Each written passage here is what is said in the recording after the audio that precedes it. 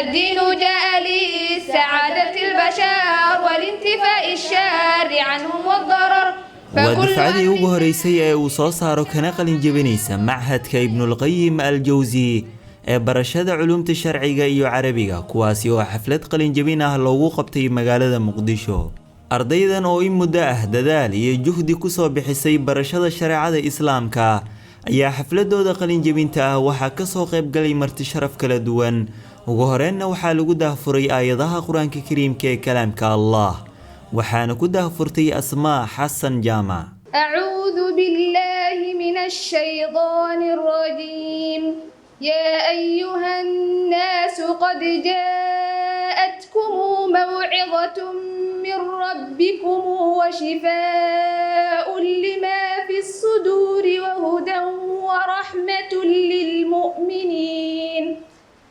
قل بفضل الله وبرحمته فبذلك فليفرحوا هو خير مما يجمعون. intaasi ka gadaal Ustaad Cabdinaasir Shariif oo kamid ah howlwadeennada Machadka ayaa goobta ka hadlay isagoona daahfuray xafladda. dhammaan ka soo qaybgalayaasha qaybaha kala duwan ay ugu horeeyaan culamadeena sharafta leh iyo waalidiinta iyo marti sharafta qaybaheeda kala duwan dhammaan qaybaha kala duwan ee jaamacadda ay ugu horeeyaan jaamacadda Islaamiya sidoo kale jaamacadda Quraanka Kariimka jaamacadda Daarul Xikma jaamacadda Daarul Culuum sidoo kale qaar ka mid ah ardayda ka qalin jebinaysa Machadka ayaa goobta ku soo bandhigtay nashaadaad kala duwan. مرحبا بكم أيها العلماء ومرحبا بكم أيها الآباء والأمهات ومرحبا بكم أيها الإخوة والأخوات ومرحبا بكم جميع المشاركين بيد مفتوحة وبقلوب مسرورة. duubka bulshada iyo dad meel u dagaba hal door waxa uu ah diimidii danayse dawoosho jirkeeda ku dahaaran xishoodo daa'imta daarteedo daadahaysa ubadko daryeesha dadko dacwo iyo dagaal iyo dood aan lahayno dawga toosan iyo dariiqii nabiga dadka ugu yeeraye daa'imkeen inoo dooray u dayma lahaatee aan dayacin abidu.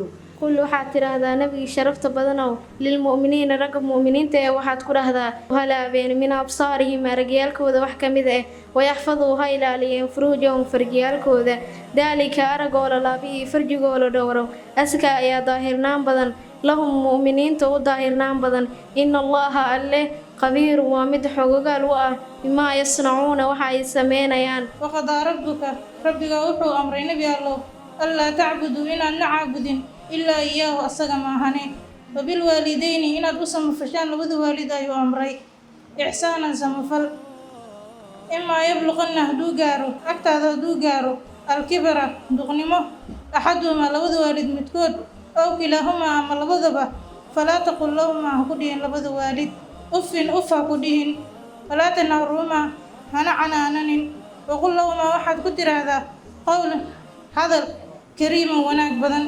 gabadha hadii ay barato cilmiga sharciga ah waxay ka saacidaysaa inay garato xaqa Allah subhanahu wa ta'ala uu ku leeyahay iyo xaqa ay ayadu leedahay iyo xuquuqda kale ee bini'aadamku ay ku leeyihiin. taasi waxay ku garan kartaa inay barato diinta. intaasi kadib qaar ka mid ah marti sharaftii kala duwaneed ee ka soo qayb gashay xafladda ayaa goobta ka hadashay waxaana ka mid ah Sheekh Nuur Cali Jaamac, Sheekh Abdul Qaadir Yuusuf, دكتور عبد الله iyo maama Xaawa Xuseen. qiimatul mar'i ma yuhsinu qofka wuxuu la qiim eegay waxa uu yaqaan qofku hadii uu yaqaano مثلا caafimaadku yaqaana wuxuu u diyaarsan yahay asbaabta qofka lagu badbaadiyo wixii banu aadanka Ilaahay karsiiyay qiimo leh waa qof qiimo leh maxaa yeelay qofka naftiisa inuu u sabab noqdo dhacdo inuu maalmo joogto oo qatar ka badbaadiyo inta Ilaahay karsiiyay. Machadka Ibnul Qayyim Al-Jawzi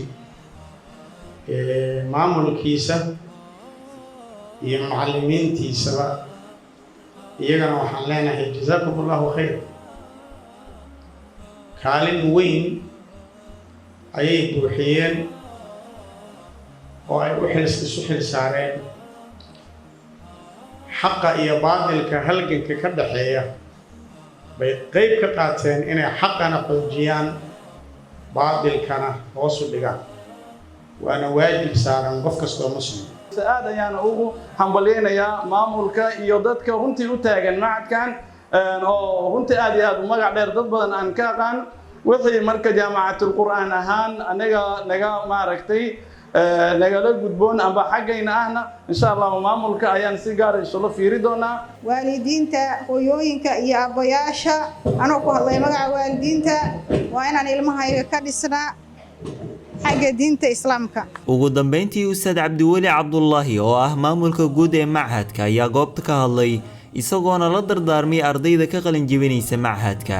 maanta waxaad goosanaysaan miraha dadaalkiina waxaad doorateen dulqaad waxaad doorateen adkaysi waxaan ka warqabnaa marxaladii waxbarashada aad ku bilowdeen safarkaasi inay arday badan idinkula jirtay laakiin maanta oo waxbarashadii aad ka qalin jebinaysaan tiradiina waan intaan aragna markaa taana waxay ku tusinaysaa qofka dulqaad iyo adkaysimo haddii laga helo guusha waa gaari doonaa. machadka Ibnul Qayyim al-Jawzi oo u taagan soo saarista jiil aqoon xeel dheer u leh diinta islaamka hiigsanayana hammi aad u fog ayaa qayb weyn ka qaata kobcinta garaadka bulshada. نحلة للخير أتينا نملأ دنيانا عزما نقطف أزهارا نغدو ننشر في الكون علما